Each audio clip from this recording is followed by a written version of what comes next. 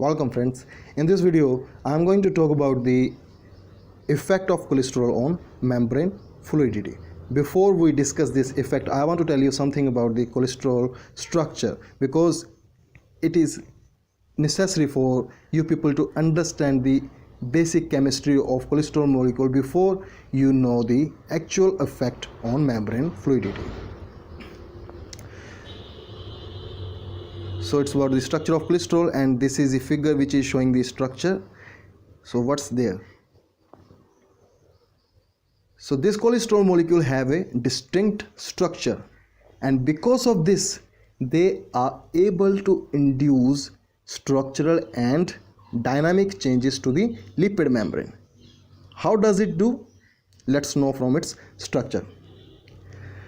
So we can say this is a member of the class of natural products which are known as steroids, and these steroids are characterized by the presence of four ring structure. In this molecule you can see here there are four rings. Okay, so they are characterized by the presence of four rings. We know phospholipids are amphipathic, and this is not different. But how? What is the meaning of amphipathic? That is the phospholipids having both hydrophilic and hydrophobic characters, and in cholesterol we are going to see the same thing. Regarding the amphipathic nature of cholesterol, we can say its hydrophobicity or its hydrophobic part is due to the presence of four rings which I have just shown and the hydrophobic tail. So this is the hydrophobic part. Okay, and regarding its hydrophilic part, then this portion is responsible for the hydrophilic nature. This is the same structure. So the polar head group is there, rigid steroid ring and non-polar tail. Now this cholesterol molecule is rigid. From where the rigidity is coming from? It's because of the four ring structure in cholesterol, okay, that is making it rigid. But how it's making? Because we know the bonds which occur between the atoms in a ring. So there are atoms, these are the rings, and there are atoms in this ring. These atoms cannot rotate. They are not free. Why they are not free? Because they are under the influence of geometric constraint. Let's know something now about the interaction of cholesterol with lipids. Cholesterol associate or simply react with phospholipids through its hydrophilic head and hydrophobic rings and tail. Okay, and when it does so, that is when it interacts with the fatty acid chains, it brings about a very important property. And what is that? It inhibits phase transition in lipids. This is very important, just listen to it carefully. Okay, now what does this imply? In straightforward manner, it restricts the phospholipids to adopt another form, and it can occur either ways, that is from liquid to solid or from solid to liquid. The simple meaning here is it does not allow the phospholipids or the membrane lipids to go from one form to another. Okay, so what is next here? It acts as buffer. It acts as buffer for membrane lipids. Now what is the meaning of this thing here? We know what is buffer in chemistry. The substance that maintains the pH of solution. And this cholesterol is also doing the same thing. That is, it maintains the membrane fluidity and solidity, but as an average of both. Okay, so it means it doesn't let the membrane become too fluid or too rigid. But how? We will discuss it through the effect of cholesterol under low temperature and under high temperature. So there are two scenarios. First at the low temperature and the second at the high temperature. First we would discuss about the low temperature. So at low temperature, this is the figure where the cholesterol molecule is there along with the fatty acid chains. First, suppose the cell membrane is at normal temperature initially, okay? That is when temperature is not too high or too low. So that means the membrane is neither too much fluid nor it is very rigid. But what would happen if temperature is lowered? We know from our previous knowledge the effect of temperature on phospholipids.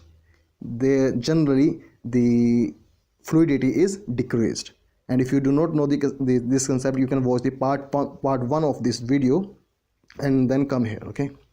So fluidity is reduced now, but cholesterol cannot allow this. Why? Because it's kept for special tasks. We just discussed that, and that is inhibiting phase transition. It doesn't allow the phospholipid molecules to go from mobile phase to solid phase.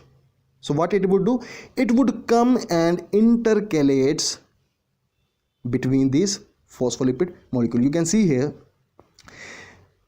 this is the cholesterol molecule. It has inserted itself between these phospholipid chains here and here also, okay? When it does so, what it brings about? It prevents them from coming together. It is inhibiting these phospholipid molecules from coming together and getting crystallized. Why it is doing so? Because it wants some space here. It wants to fill itself because it has a bulkier group. This foreign structure is bulky. It wants to fit here, okay? And in doing so, it is pushing these phospholipid molecules away from it. In this way, it inhibits the transition from liquid to solid by decreasing the freezing point. So this way it increases the membrane fluidity. Now let's discuss the effect of cholesterol at high temperature. This would be the opposite of the previous case. This is the diagram for this particular case. Now assume the same thing, that is the cell membrane at normal temperature. What would be the result if the temperature is raised? We know generally it would increase the membrane fluidity, because we know increase in temperature increases membrane fluidity. But since cholesterol restricts the phase transition, so it would interfere now. This molecule would insert itself in between the phospholipid chains same way as it did in the low temperature case, but instead of pushing them away, it's gonna bring them closer. So what does it mean? So here is the cholesterol molecule. In this case, the cholesterol molecule is bringing these phospholipid chains towards itself. These arrows are showing this particular property, okay? But how this is happening? What is the reason behind this? Why it's attracting these phospholipid molecules towards itself? We know cholesterol has hydroxyl group. We just discussed that, okay? So it would orient its polar group close to that of the polar head group of lipid. So here is the polar group of cholesterol. It has oriented its polar group to that of this phospholipid, okay? And on the other hand, the rigid foreign structure and tail would orient towards this phospholipid tails, or we can say the tails and the rigid structure of cholesterol is going to align with the phospholipid tails, okay? And how it's happening? There are two questions now. Why the cholesterol molecule is doing this and how it is doing this. For the question how it's doing, we can say this is due to the attractive nature. That is, hydrophilic head of cholesterol attracts the hydrophilic head of phospholipid, and the hydrophobic ring wants to attach to the hydrophobic fatty acid chain. And regarding the question why it's happening, the reason is because there is a lot of space You can see here the green, this green color is showing the space between the phospholipid molecules. So it is too much here. Okay, so there is a lot of room available between phospholipid chains at high temperature. So cholesterol molecule doesn't like to keep it empty, and instead it brings them closer through what? Like and like mechanism. In this way, what it does, it inhibits transition from solid to liquid, and doing so it increases the melting point, and thus here it increases the membrane fluidity. So now we can clearly say why it's said about cholesterol that it is referred to as buffer.